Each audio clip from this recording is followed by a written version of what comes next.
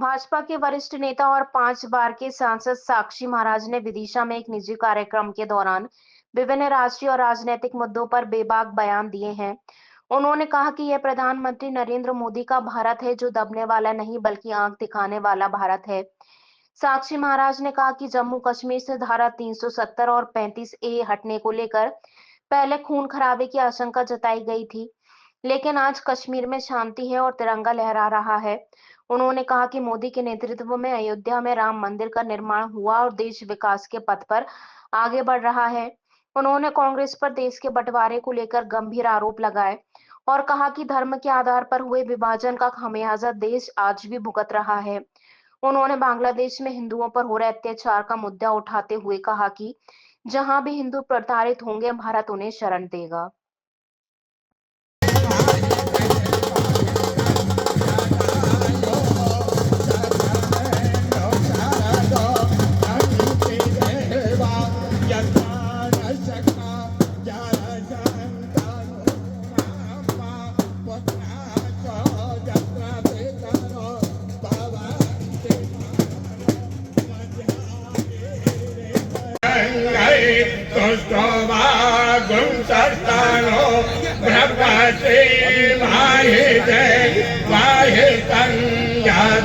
बोले वाले हैं, सीधे साधे हैं। इनका आज जन्मदिन है 54वां, तो इनको केवल आशीर्वाद देने के लिए मैं यहाँ पर आया हूँ। तो जीवे में सरदा शतम, पसे में सरदा शतम, तुम जियो हजारों साल, साल के दिनों 50,000। इनको आशीर्वाद देने के लिए आया हूँ। और इसमें बहुत बड़ी भूमिका मेरे शिष्य बैठे हैं, श्री गिरिराज सिंह शिकरवार। मैं जब भी मध्य प्रदेश में कहीं भी आता हूँ तो इनके बिना मेरी यात्रा अधूरी रहती है। यही सब सेवा में लगे रहते हैं। इन दोनों का बहुत बहुत मैं इनको राजनीति में प्रवेश करके कोई बड़ा उच्च पद प्राप्त करने के चक्कर में, वो तो जिसके नसीब में क्या है मैं नहीं जानता, लेकिन अभी तो केवल आशीर्वाद देने के लिए आया हूँ। जिस तरह से बांग्लादेश में हालात है हिंदुओं के, इस पे आपको क्या राय है? देखिए, पर आपका स्वागत है। आज किस उद्देश्य को लेकर आप विदिशा की परम पावन धरती पर, क्यों तो मध्य प्रदेश हिंदुस्तान का दिल है।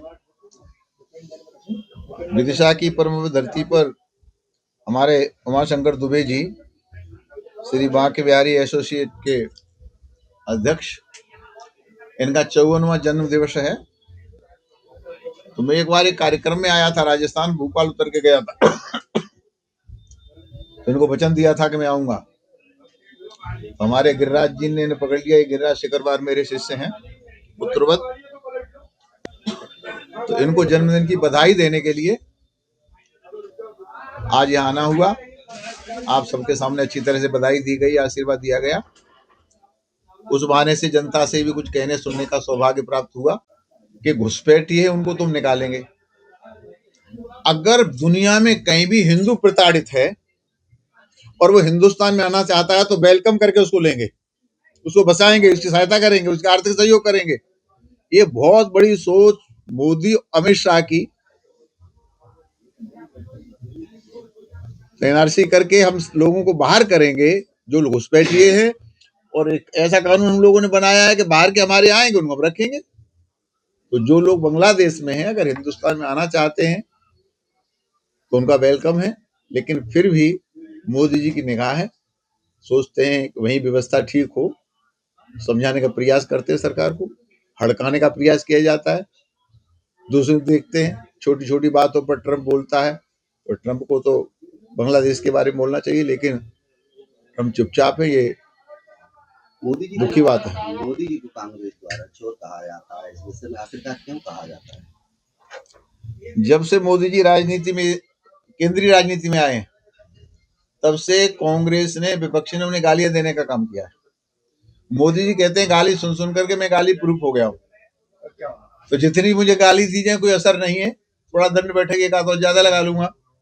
तो ये लोग पागल हो गए हैं। खिसियानी बिल्ली खम्मा नोचती है, ऐसे ही राहुल गांधी, अखिलेश, विपक्ष के सारे लोग पागल होकर।